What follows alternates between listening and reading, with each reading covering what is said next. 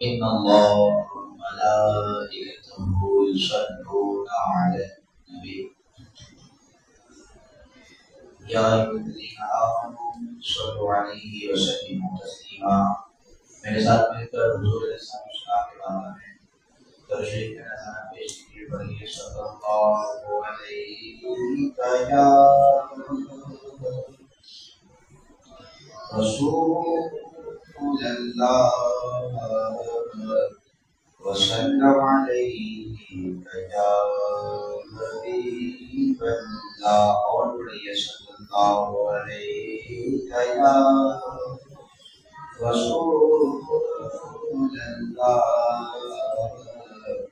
وسلم علیہ یا حبیب اللہ. نبی سے بڑھ کر کسی کا شباب ہو نہ سکا،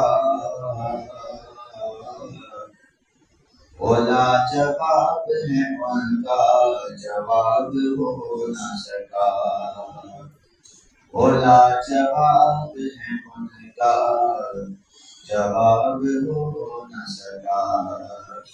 نبی تو آئے ہیں دنیا میں بہت، مگر خدا کی قسم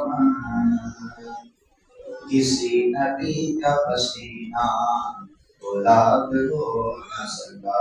صلی اللہ علیہ یا رسول اللہ وسلم علیہ یا حبیب اللہ.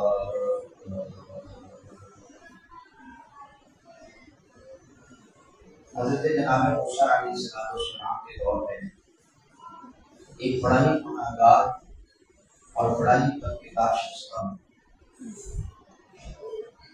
اس نے اپنی زندگی میں جتنی عمر پائی، جتنا بھی لمحہ پایا، اور اس نے جتنی زندگی گزاری وہ گناہوں کی زندگی گزاری.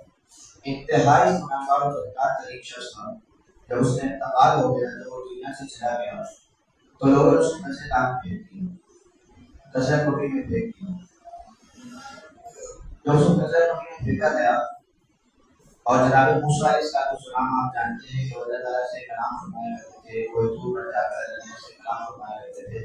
جناب موسیٰ علیہ السلام جب کوئی دور پر گئے تو اللہ تعالیٰ نے فرمایا کہ موسیٰ تم کچرے دان میں جاؤ. وہ شخص کہ جس کو لوگوں نے کچرا دان میں پھینک دیا گناہگار سمجھ کر، اس کو جاؤ، اس کے جسم کو لو، اس کو غسل کراؤ، اس کو کفناؤ، اس پہ نماز جنازہ پڑھاؤ، اور اس کو خیریت کے ساتھ دفناؤ. جناب موسیٰ علیہ السلام نے فرمایا یا اللہ وہ شخص گناہگار ہے، بڑا بدکردار ہے. میں نے فرمایا کہ جاؤ، جو میں نے حکم فرمایا اس کو کرو، اس پر عمل کرو. جناب موسیٰ علیہ السلام آپ تشریف لے گئے، آپ نے اس بندے کے جسم کو اٹھایا، اس کو غسل کرایا، اس کو کفنایا، اس کو صحیح صحت کے ساتھ دفنایا. جب لوگوں نے آپ سے پوچھا کہ اے موسیٰ آپ نے اس بندے کا اتنا عزت کیوں کیا، اتنا تکلیف کیوں کیا، جناب موسیٰ علیہ السلام نے اللہ تعالیٰ سے عرض کیا یا اللہ یہ شخص بڑا بدکردار تھا، بڑا گناہگار تھا، بڑا خطاکار تھا، اس کی کوئی نیکیاں نہیں تھی. یا اللہ تو نے اس کو بتانے کے لیے کیوں فرمایا، تو نے اسے نماز جنازہ پڑھانے کے لیے کیوں ارشاد فرمایا. اللہ تعالیٰ فرماتا ہے اے موسیٰ یہ بہت بڑا گناہگار تو تھا، بہت بڑا بدکردار تو تھا، لیکن جب وہ توحید کھولتا، جب وہ توحید میں میرے محبوب کا نام دیکھتا تو میرے محبوب کے نام پر چومتا تھا اور میرے محبوب پر سلام پڑھتا تھا. اللہ تعالیٰ نے اس سے اس بندے کو بخش دیا. اللہ تعالیٰ نے اس بندے کے وقت اس کو بخش دیا. درود شریف پڑھنے کی اتنی زیادہ فضیلت ہے. درود شریف کی فضیلت، درود شریف پڑھنے کا مقام، درود شریف پڑھنے کا جو دنیاوی فائدہ اور اخروی فائدہ اللہ تعالیٰ مسلمانوں کو اتنا عطا فرماتا ہے.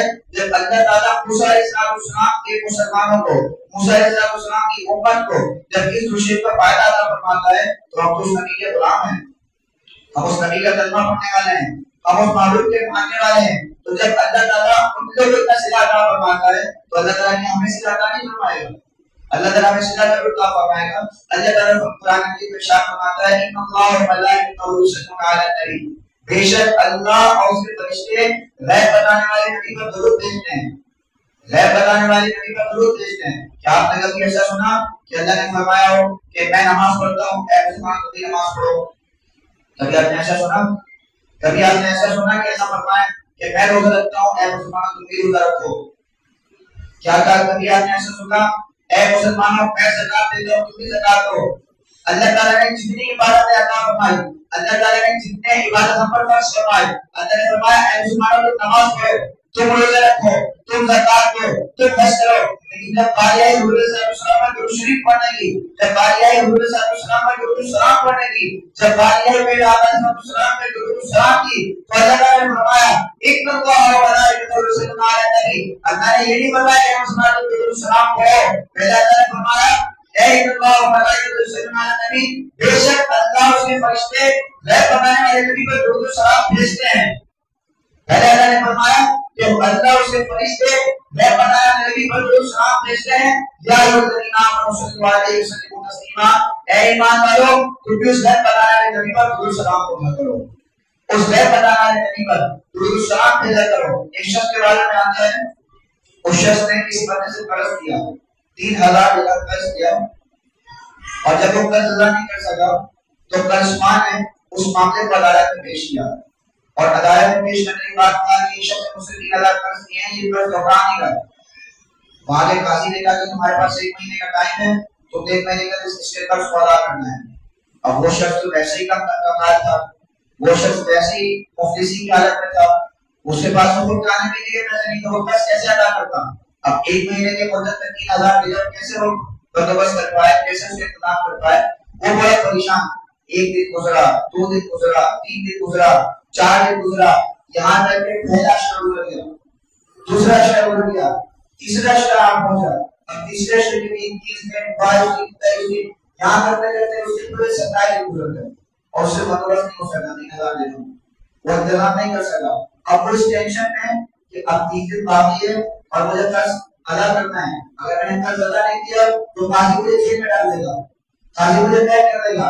اس ٹینشن میں وہ رات میں سویا، درود شریف پڑھتے پڑھتے اس کی آنکھ لگ گئی، وہ حضور پر درود سلام پڑھنے لگا، درود سلام پڑھتے پڑھتے اس کی آنکھ لگ گئی، جیسے ہی اس کی ظاہری آنکھ بند ہوئی اس کے دل میں آنکھیں جل گئی، جیسے اس کی ظاہری آنکھ بند ہوئی اس کے دل کی آنکھیں کھل گئی، اور میرے آقا صلی اللہ علیہ وسلم خواب میں تشریف لے آئے، میرے آقا اسے خواب میں تشریف لے آئے، میرے آقا نے ارشاد فرمایا کیا ماجرا ہے، کیوں پریشان ہے، کس بات کی پریشان ہے، کیا مان رہا ہے، اتنا پریشان کیوں ہے؟ اس شخص نے کہا یا رسول اللہ صلی اللہ علیہ وسلم میں اتنے قرضدار ہوں اور یہ قرض مجھے 3 دن میں لوٹانا ہے، اور اس کو میں قرض کیسے ادا کروں؟ میرے پاس خود کھانے پینے کے پیسے نہیں، میں خود کسی کا شکار، میں خود قربان ہوا ہوں، اس بندے کو قرض کیسے لوٹاؤں؟ میرے آقا صلی اللہ علیہ وسلم نے ارشاد فرمایا فلاں شہر میں جا، فلاں شہر کے وزیر کے پاس جا کر کہنا کہ میرا قرضہ اے وزیر تو لوٹا، میرا قرضہ وزیر کو کہنا کہ میرا قرضہ میرے آقا نے فرمایا ہے، میرے آقا نے حضور ارشاد فرمایا ہے کہ میرا قرضہ اے وزیر تو لوٹا۔ وہ شخص صبح اٹھا، جب صبح اٹھ کر جانے کے لیے وہ جب اپنے سامان کو اٹھانے لگا، اس نے سوچا کہ میں اس کے پاس جاؤں گا، اس کو جا کر کہوں گا کہ میرا قرضہ تجھے لوٹانا ہے، یہ میرے محبوب نے ارشاد فرمایا ہے۔ وہ کہے گا کہ تیرے پاس کوئی دلیل ہے، تیرے پاس کوئی حجت ہے، تو کہہ رہا ہے کہ حضور صلی اللہ علیہ وسلم میرے خواب میں آئے، 3000 درہم کا سوال ہے نا، اب کوئی چھٹیوں کی ضرورت تو نہیں ہے، 3000 درہم میرا قرضہ تو لوٹائے گا، اور یہ میرے محبوب نے ارشاد فرمایا ہے، تو کوئی دلیل تیرے پاس ہے، کوئی حجت تیرے پاس ہے؟ اس نے مجھ سے پوچھ لیا تو میں کیا کروں گا؟ پھر اسی حالت میں دوبارہ اس والی رات گزر گئی، دوبارہ سو گیا، پھر اس نے سب خواب میں تشریف لائے، میرے آقا نے فرمایا تو جا اور جا کے کہہ کہ میرا قرضہ تو لوٹا۔ اس نے پھر سوچا کہ میں اگلے دن جاؤں، وہ اگلے دن نہیں جا سکا، پھر وہ سوچنے لگا کہ میں وہاں جاتا ہوں اور مجھ سے حجت مانگتا ہے، مجھ سے دلیل مانگتا ہے، تو اس کو میں کیا کہوں گا؟ پھر جب تیسری رات آئی، پھر میرے آقا صلی اللہ علیہ وسلم خواب میں تشریف لائے، میرے آقا نے ارشاد فرمایا کہ تو اس کے پاس کیوں نہیں جاتا؟ اس نے ایسا کیا کہ اس کے پاس جاؤں گا، اس کو جا کر کہوں گا کہ میرا قرضہ تو لوٹا، تو وہ کہے گا کہ تیرے پاس کیا حجت ہے، تیرے پاس کیا دلیل ہے، تیرے پاس کیا ثبوت ہے کہ میرے آقا صلی اللہ علیہ وسلم خواب میں تشریف لائے؟ میرے آقا نے ارشاد فرمایا، میرے آقا صلی اللہ علیہ وسلم نے ارشاد فرمایا کہ تو اس شخص کو کہنا، اس وزیر کو کہنا کہ تو صبح شادی کے بعد جب بولتا ہے تو سورج نکلنے سے پہلے تو حضور صلی اللہ علیہ وسلم 5000 روپے حضور سے نام بھیجتا ہے، تو 5000 روپے حضور صلی اللہ علیہ وسلم کا سلام بھیجتا ہے، وہ شخص آنے لگا، وہ شخص اندر نہیں اٹھا اور وزیر کے پاس آتا ہے اور وزیر کے پاس جا کر کہتا ہے کہ سنو، میرے باپ علیہ السلام نے مجھے ارشاد فرمایا ہے کہ میں تجھے اس بات کا حکم دوں کہ میرا منظر تو اپنی طرف سے لوٹا، میرا قرضہ اپنی طرف سے تو لوٹا۔ اب وہ شخص دوبارہ اٹھانا کہ اس کے ذہن کی بات تھی کہ وہ مجھ سے سوال کرے گا، اس سے اجرت مانگے گا، اس سے دلیل مانگے گا کہ تمہارے پاس کیا دلیل ہے؟ اس شخص نے کہا کہ حضور صلی اللہ علیہ وسلم نے فرمایا ہے کہ تو وہ شخص ہے کہ جو صبح صادق کے بعد سورج نکلنے سے پہلے تو مجھ پر 5000 بار درود سلام پڑھتا ہے، تو مجھ پر 5000 بار درود سلام پڑھتا ہے۔ اب یہ وہ معاملہ تھا، یہ وہ عبادت تھی جو اس وزیر کے درمیان اور حضور کے درمیان تھا، اس کا پتہ کسی کو نہیں تھا، اس عبادت کا پتہ کسی کو نہیں تھا۔ جب اس شخص نے یہ بات کہا کہ تو نے حضور صلی اللہ علیہ وسلم نے فرمایا کہ تو اس پر درود سلام پڑھتا ہے 5000 مرتبہ، وہ شخص رونے لگا، اس نے کہا کہ تو نے 3000 کا سوال کیا ہے نا، میں تجھے 3000 نہیں بلکہ تجھے 6000 درہم دیتا ہوں، تجھے 3000 درہم نہیں بلکہ تجھے 6000 درہم دیتا ہوں، 3000 درہم سے تو قرضہ آئے گا اور 3000 درہم تو اپنے خاص کے لیے آئے گا، 3000 درہم کا جو قرضہ آئے گا اور 3000 درہم اپنے لیے آئے گا۔ وہ شخص اندر کیا ہے عدالت کے اندر، اور عدالت کے اندر وہ قاضی کے پاس جاتا ہے اور قرض خواہ کو بلا کر کہتا ہے کہ دو، میں نے تمہارا قرضہ ادا کر دیا، یہ قرضہ ہے تمہارا 3000 کا، یہ میں نے تجھے ادا کر دیا۔ وہ شخص کہنے لگا تو تھا کتال، تو خود وہ کسی کا شکار تھا، تو نے ایک مہینے کے اندر 3000 درہم کیسے اکٹھے کر لیے، تو نے 3 مہینے ایک مہینے کے اندر 3000 درہم کیسے جمع کر لیے؟ وہ شخص کہنے لگا سارا معاملہ وہاں بیان کیا، اس عدالت میں بیان کیا، تو جو شخص قاضی تھا اس قاضی نے کہا کہ تو اپنے پیسے رکھ، تو اپنے پیسے رکھ، تیرا 3000 قرضہ میں اپنی طرف سے ادا کرتا ہوں۔ بولے گا سبحان اللہ، تو 3000 درہم رکھ، تیرا قرضہ میں ادا کرتا ہوں۔ اب وہ شخص جو کا سوال ہے وہ سوچنے لگا کیا یہ بھی نہیں لے جا رہا ہے، یہ شخص بھی نہیں لے جا رہا ہے، جو 3000 کے بجائے 6000 درہم دے وزیر وہ بھی نہیں لے جا رہا ہے، میں نیچے کیسے رہا؟ اس پر سوال نے کہا کہ جو 3000 درہم اپنے پاس ہے میں تیرے 3000 درہم کا قرضہ معاف کرتا ہوں، میں تیرا 3000 درہم کا قرضہ معاف کرتا ہوں۔ اب آپ دیکھیں درود شریف پڑھنے کی فضیلت، درود شریف پڑھنے کی برکت اور درود شریف پڑھنے کا اس کو مقام یہ ملا کہ وہ 3000 درہم کا قرض تھا، اب جب وہ واپس آیا تو 6000 درہم دے دیتا، 3000 درہم کا قرض تھا لیکن اب وہ شخص واپس آ رہا ہے تو 6000 درہم دے دیتا ہے۔ درود شریف پڑھنے کی اتنی فضیلت اور اتنی بے بہا رکھتے ہیں۔ حضرت حسن بصری رضی اللہ عنہ کے پاس ایک عورت آئی اور ایک عورت آ کہنے لگی کہ اے حسن بصری، میری بیٹی کا انتقال ہو گیا ہے، میں اپنی بیٹی کو خواب میں دیکھنا چاہتی ہوں، میں اپنی بیٹی کو خواب میں دیکھنا چاہتی ہوں، تو اس کا کیا معاملہ ہے، اس کا کیا مزہ ہے، قبر میں اسے کیا معاملہ چل رہے ہیں۔ حضرت حسن بصری نے ایک وظیفہ ادا فرمایا اور آپ نے فرمایا یہ وظیفہ پڑھو، اس وظیفے کو جب پڑھو گے تو تمہاری بیٹی تمہارے خواب میں آ جائے گی، رات میں تمہاری بیٹی تمہارے خواب میں آ جائے گی۔ میری بات سمجھ میں آ رہی ہے آپ کو؟ بات سمجھ میں آ رہی ہے؟ میں حضور صلی اللہ علیہ وسلم کے درود سلام پڑھنے کی فضیلت بیان کر رہا ہوں۔ ہم حضور صلی اللہ علیہ وسلم کے 15 سورۃ سے عبادت پڑھائیں گے، 15 سورۃ سے عبادت حضور صلی اللہ علیہ وسلم کا کس طرح بنائے، اب حضور صلی اللہ علیہ وسلم کو 15 سورۃ سے عبادت کس انداز سے بنائے کہ حضور صلی اللہ علیہ وسلم کا 15 سورۃ درود کے نظارہ پیش کریں۔ ہم حضور کی اجازت میں درود شریف میں نظارہ پیش کریں۔ اب جب ہم درود شریف میں نظارہ پیش کریں گے تو اس کی فضیلت ہمیں پتہ ہونی چاہیے نا۔ میرے آقا صلی اللہ علیہ وسلم ارشاد فرماتے ہیں جو شخص مجھ پر ایک دفعہ درود سلام پڑھتا ہے اللہ تعالیٰ اس پر ثواب نازل فرماتا ہے۔ وہی میں سبحان اللہ، اللہ اس پر ثواب نازل فرماتا ہے، اللہ اس پر گناہوں کو معاف فرماتا ہے اور اللہ تعالیٰ اس پر توبہ قبول فرماتا ہے۔ یہ شان اور یہ مقام ہے صلی اللہ علیہ وسلم پر درود سلام پڑھنے کا۔ حضرت حسن بصری نے کہا کہ تو یہ وظیفہ پڑھ لے، تیری بیٹی کو خواب میں آ جائے گی اور تیری بیٹی کا تجھے خواب میں زیارت ہو جائے گا۔ اس نے وہ وظیفہ پڑھا اور رات میں سوتے ہوئے اس وظیفہ پڑھنے کے بعد اس کی بیٹی خواب میں آئی اور خواب میں آ کر اس کو دیکھا کہ وہ بیٹی کو زنجیروں سے جکڑا گیا ہے اور اس میں سخت عذاب نازل ہو رہا ہے اور انتہائی ظلمت اور انتہائی شدید عذابی میں اس کی بیٹی موجود ہے۔ وہ دوبارہ حسن بصری کے پاس گئی اور حسن بصری کے پاس جا کر کہنے لگی کہ حضور نے اپنی بیٹی کو خواب میں دیکھا ہے، اس کی یہ کیفیت ہے، اس کے ساتھ یہ معاملہ ہے، اس کے ساتھ یہ معاملہ ہے۔ حضرت حسن بصری رضی اللہ عنہ اسی رات اسی دن اور اسی دن کے بعد آپ اس قبرستان کے پاس تشریف لے گئے، آپ اس قبرستان میں جا کر جس ماں کی بیٹی کو انہوں نے خواب میں دیکھا تھا، اس بیٹی نے اس کی ماں نے خواب میں دیکھا تھا، حضرت حسن بصری اس کی قبر پر دیکھتے ہیں، تو اس کی قبر میں دیکھتے ہیں تو اس کی قبر میں کہنا پھول اور قدر کے اوپر بہت سارے حضور صلی اللہ علیہ وسلم کے اور اللہ تعالیٰ نے نعمت برسا رکھی ہے. جب نعمتوں کو دیکھا حضرت مسیح نے اس سے کہا, اس لڑکی سے کہا کہ کل رات کو تیری ماں نے خواب میں دیکھا تو عذاب میں مبتلا ہے, تیرے اوپر تو عذاب کیا جا رہا ہے, تیرے اوپر تو شدید عذاب نازل ہے, آج تو خوش فرح نظر آ رہی ہے, آج تیرے قبر کے اوپر پھول بھی نظر آ رہے ہیں, آج تجھے تیرے پاس نعمتیں بھی نظر آ رہی ہیں, ایسا کیا معاملہ ہے بھیا, ایسا کیا معاملہ ہے بھیا. اس لڑکی نے کہا, اس لڑکی نے بتایا کہ ایک نیک شخص اس قبرستان کے پاس سے گزرا ہے, اور اس قبرستان کے پاس سے گزرتے وقت اس نے ہم پر حضور صلی اللہ علیہ وسلم پر 10 بار درود سلام بھیجا ہے, اور اس 10 بار درود سلام بھیجنے کے بعد اس کا احسان نوام ہم پر سلام والوں کو کیا ہے. اس 10 بار درود سلام پڑھنے کی برکت سے اللہ تعالیٰ نے ہمارے قبر میں عذاب کو اٹھا دیا. اللہ تعالیٰ نے قبر سے ہمارے قبر سے عذاب کو اٹھا لیا. اب یہ عذاب ہمارے پر 40 دن نہیں آیا, اب یہ عذاب اوپر 40 دن نہیں آئے گا. حضور صلی اللہ علیہ وسلم پر درود سلام پڑھنے کی برکت, آپ کے اوپر درود سلام پڑھنے کا مقام یہ ہے کہ اللہ تعالیٰ قبر سے عذاب کو اٹھا دیتا ہے, اللہ تعالیٰ بندے کی نیکیاں بھی عطا فرماتا ہے اور اسے گناہوں بھی معاف فرماتا ہے. حضور صلی اللہ علیہ وسلم ارشاد فرماتے ہیں, اللہ تعالیٰ نے قرآن میں ارشاد فرمایا قل ان کنتم تحبون اللہ فاتبعونی یحببکم اللہ. اے نبی صلی اللہ علیہ وسلم آپ فرماتے ہیں اگر تم اللہ تعالیٰ سے محبت کرنا چاہتے ہو تو میری اتباع کرو. ہم حضور کی اتباع کیسے کریں, ہم حضور کی پیروی کیسے کریں؟ ہم حضور سے محبت کا دعویٰ کرتے ہیں, ہم حضور سے عشق کا دعویٰ کرتے ہیں, لیکن عشق کا دعویٰ کے ساتھ ساتھ حضور صلی اللہ علیہ وسلم سے عشق کی قریب بھی ہونی چاہیے. حضور صلی اللہ علیہ وسلم ارشاد فرماتے ہیں, ارشاد فرمایا اے نبی صلی اللہ علیہ وسلم آپ فرما دیجیے اگر تم اللہ تعالیٰ سے محبت کرنا چاہتے ہو.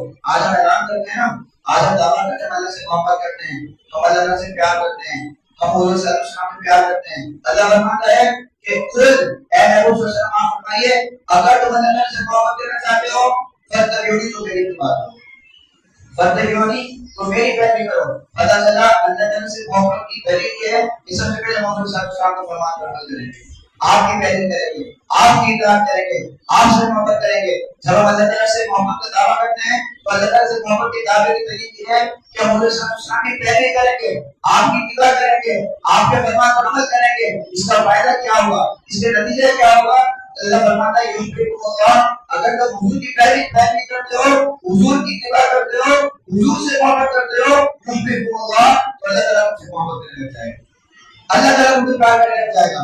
اور جب اللہ تعالیٰ کسی بندے سے پیار کرے, جب اللہ تعالیٰ کسی بندے سے محبت کرے, اللہ تعالیٰ جب کسی بندے کے بارے میں یہ فرمائے کہ اے بندہ میں تجھ سے پیار کرتا ہوں, تو اللہ تعالیٰ بھی فرماتا ہے میں فی الحال خود رکھو, تو اللہ تعالیٰ تمہارے گناہوں کو معاف فرما دے گا, تمہارے بخش بھی فرما دے گا, تمہارے گناہوں کو معاف فرمائے گا, تمہارے بخش بھی فرما دے گا. حضور صلی اللہ علیہ وسلم ارشاد فرماتے ہیں لا یؤمن احدکم, آج کہتے ہیں نا حضور سے محبت کیوں ضروری ہے, حضور کی اطاعت کیوں ضروری ہے, حضور سے پیار کیوں ضروری ہے, حضور سے عشق کیوں ضروری ہے؟ اس کا بعد اس مسئلے کا جواب, اس اعتراض کا جواب حضور نے ارشاد فرما دیا کیونکہ حضور سے محبت ہی اصل ایمان ہے, حضور سے محبت ہی ایمان کی بنیاد ہے, حضور سے محبت ہی ایمان کا اصل حصہ ہے. جب بندہ حضور صلی اللہ علیہ وسلم سے سچی محبت نہیں کرے گا, جب حضور سے بندہ سچا پیار نہیں کرے گا, جب بندہ حضور کی پیروی نہیں کرے گا, نہ اس کا دین مکمل ہوگا, نہ اس کی شریعت مکمل ہوگی, نہ اس کا اسلام مکمل ہوگا. اسی لیے حضور صلی اللہ علیہ وسلم نے ارشاد فرمایا لا یؤمن احدکم حتی یکون احب الیہ من والدیہ وولدیہ والناس اجمعین. کوئی شخص اس وقت تک کامل مومن نہیں ہو سکتا, کوئی شخص اس وقت تک کامل مومن نہیں ہو سکتا جب تک لا یؤمن احدکم حتی یکون احب الیہ, کوئی شخص اس وقت تک کامل مومن نہیں ہو سکتا جب تک وہ اپنی جان سے بڑھ کر, اپنے مال سے بڑھ کر, دنیاوی چیزوں سے بڑھ کر, اپنی اولاد سے بڑھ کر, تو سب سے زیادہ مجھ سے محبت نہ کر لے, مجھ سے پیار نہ کر لے, مجھ سے عشق نہ کر لے, وہ شخص کامل مومن نہیں ہو سکتا. پتہ چلا حضور سے محبت ہی اصل ایمان ہے, حضور صلی اللہ علیہ وسلم سے پیار ہی اصل ایمان ہے, حضور صلی اللہ علیہ وسلم سے محبت ہی کامل ایمان ہے. جب بندہ حضور سے سچی محبت کرے گا, حضور کی پیروی کرے گا اور حضور سے سچا عشق کرے گا, تب اس کا دین مکمل ہوگا, تب اس کی شریعت مکمل ہوگی, تب اس کا اسلام مکمل ہوگا. جناب عمر فاروق کے بارے میں آتا ہے, حضرت عمر فاروق رضی اللہ تعالیٰ عنہ آپ حضور صلی اللہ علیہ وسلم کے پاس تشریف لائے اور تشریف لا کر سے یا رسول اللہ صلی اللہ علیہ وسلم میں سب سے زیادہ اپنی جان سے محبت کرتا ہوں. اس کے بعد یا رسول اللہ میں آپ سے محبت کرتا ہوں, یا رسول اللہ میں سب سے زیادہ اپنی جان سے محبت کرتا ہوں. اس کے بعد یا رسول اللہ میں آپ سے محبت کرتا ہوں. اب عمر کون ہے, جناب عمر کون ہے؟ جناب عمر وہ شخصیت ہے کہ جن کو حضور صلی اللہ علیہ وسلم اپنی دعا میں مانگتے ہیں. حضور صلی اللہ علیہ وسلم نے جن کو اپنی دعا میں مانگا ہے. جناب عمر کون ہے؟ جو دوسرے خلیفہ ہیں. جناب عمر کون ہے؟ جن کے دعا کے مطابق اللہ تعالیٰ قرآن کی قیادت کا فرماتا ہے. حضرت عمر فاروق وہ شخصیت ہے پھر آپ صلی اللہ علیہ وسلم شاہ فرمایا اے عمر تمہارا ایمان مکمل نہیں. اے عمر تمہارا ایمان مکمل نہیں. جناب عمر فاروق رضی اللہ عنہ نے کہا یا رسول اللہ صلی اللہ علیہ وسلم میں اپنی جان سے بڑھ کر یا رسول اللہ میں آپ سے محبت کرتا ہوں. پھر آپ نے شاہ فرمایا اے عمر تیرا ایمان مکمل ہو چکا ہے. اے عمر اب تیرے ایمان مکمل ہو چکا ہے. ایک صحابی آتے ہیں رسول اللہ صلی اللہ علیہ وسلم میں آپ سے اور آپ سے بڑی محبت کرتا ہوں. اس صحابی نے عرض کیا یا رسول اللہ قیامت کب آئے گی؟ بتسا یا رسول اللہ یا رسول اللہ قیامت کب آئے گی؟ پھر آپ نے شاہ فرمایا قیامت جب آئے گی کب آئے گی تو یہ بتا تم نے قیامت کی کوئی تیاری کی ہے؟ تو نے قیامت کی کوئی تیاری کی ہے؟ وہ صحابی نے کہا یا رسول اللہ میرے پاس نماز ہے، نہ میرے پاس روزہ ہے، نہ میرے پاس زکات ہے، نہ میرے پاس حج ہے. اور وہ صحابی رسول ہیں، حضور کے ساتھ ہیں. کیا ہم یہ گمان کر سکتے ہیں کہ صحابی نماز نہ پڑھے؟ آپ بتائیں کیا ہم یہ بات گمان کر سکتے ہیں کہ صحابی نماز نہ پڑھے؟ کیا ہم یہ گمان کر سکتے ہیں کہ صحابی روزہ نہ رکھے؟ کیا ہم دل میں یہ بات لا سکتے ہیں کہ صحابی زکات نہ دے؟ حضور کا صحابی ہو، حضور کا درجہ جانتا ہو، حضور سے محبت کرنے والا ہو، حضور سے پیار کرنے والا ہو، حضور سے پیار کرنے والا ہو، حضور سے شرط صحبت اس کو حاصل ہو اور وہ زکات نہ دے کہ ایسا ہو سکتا ہے کہ وہ صحابی کہے یا رسول اللہ نہ میرے پاس نماز ہے، نہ میرے پاس روزہ ہے، نہ میرے پاس زکات ہے، نہ میرے پاس حج ہے. پتہ چلا کہ وہ صحابی کو اپنے نماز روزے زکات حج پر فخر نہیں تھا. فخر کس پر تھا؟ اس کو فخر کس پر تھا؟ اس کو فخر کی سبب پر تھا. وہ صحابی سے کہتے ہیں یا رسول اللہ نہ میرے پاس نماز ہے، نہ میرے پاس روزہ ہے، نہ میرے پاس زکات ہے، نہ میرے پاس حج ہے. آپ نے فرمایا پھر ہے کیا تیرے پاس؟ اس نے عرض کیا اے اللہ کے رسول صلی اللہ علیہ وسلم میں آپ سے اور آپ کی طرف سے بڑی محبت کرتا ہوں. میں آپ سے اور آپ میرے سے بہت پیار کرتا ہوں. میرے آقا نے ارشاد فرمایا کہ محبت سے کیا ہوتا ہے؟ پیار کرنے سے کیا ہوتا ہے؟ عشق سے کیا ہوتا ہے؟ نمازیں پڑھو، روزے رکھو، زکات دو. محبت سے نہیں کیا ہوتا؟ میرے آقا نے کبھی یہ ارشاد فرمایا انت من احببت اے صحابی تو جس سے محبت کرتا ہے قیامت کے کرسی کا فرمایا ہے.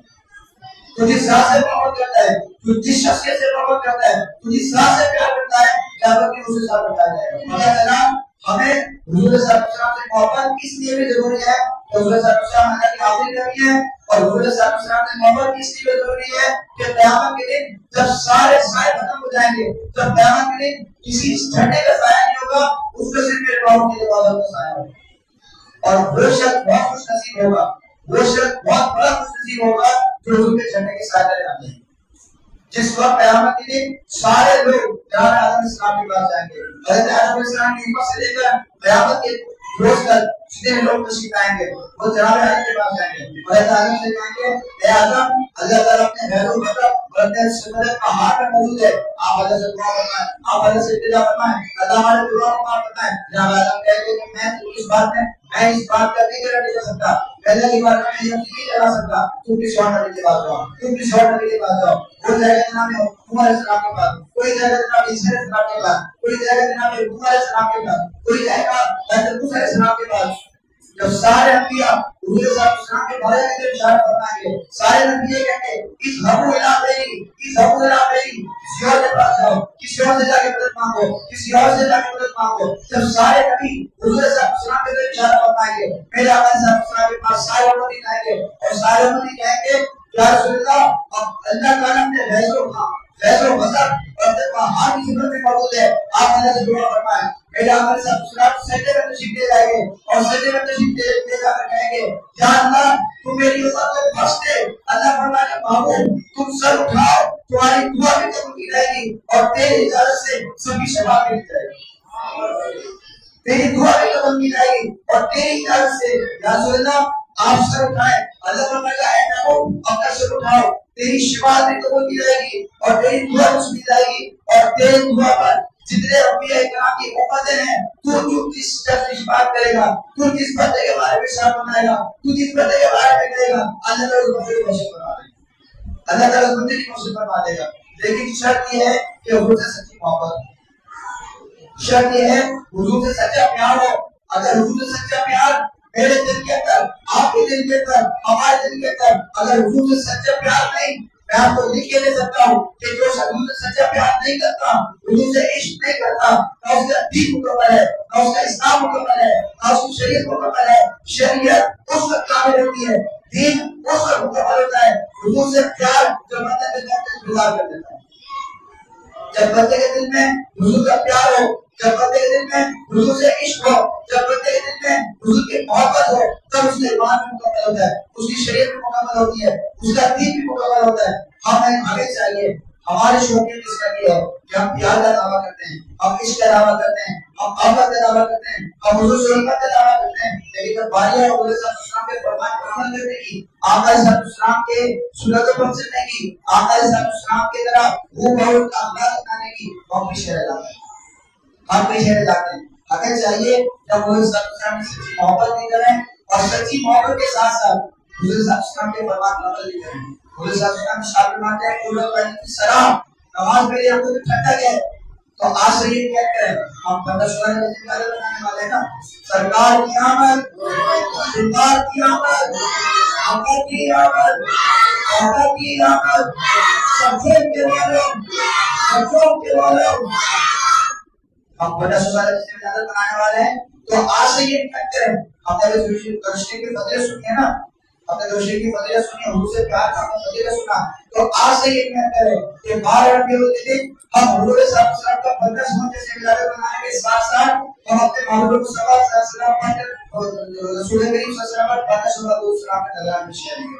بولیے انشاءاللہ ہم بندہ سلام حضور صلی اللہ علیہ وسلم پر رسول کا نظرانہ پیش کریں گے، اور اس کے ساتھ ساتھ جب ہم حضور سے پیار کا دعویٰ کرتے ہیں، حضور سے عشق کا دعویٰ کرتے ہیں، حضور سے محبت کا دعویٰ کرتے ہیں، تو ہم حضور صلی اللہ علیہ وسلم کے فرمان پر عمل بھی کریں گے۔ میرے آقا نے جس طرح اخلاق اپنائے، جس طرح کردار اپنایا، اللہ قرآن میں شاہ فرماتا ہے لقد کان لکم فی رسول اللہ اسوۃ حسنہ، لوگوں تمہارے لیے تمہارے نبی کی بہترین نمونہ ہے۔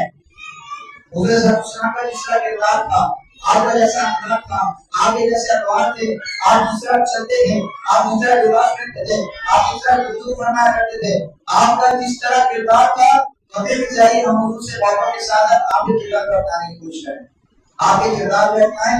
اسی میں ہمارے لیے بھلائی ہے، اسی میں ہمارے لیے کامل ایمان ہے، اور یہی چیز ہمیں دنیا میں بھی کامیاب کروائے گی اور ہمیں آخرت میں بھی کامیاب کروائے گی۔ رب العالمین جل وعلا سے دعا ہے ہمیں جو سنا قرآن کرنے کی توفیق عطا فرمائے، حضور اکرم صلی اللہ علیہ وسلم سے محبت کے ساتھ ساتھ آپ کے نام پر کرنے کی توفیق عطا فرمائے۔ وآخر دعوانا الحمدللہ۔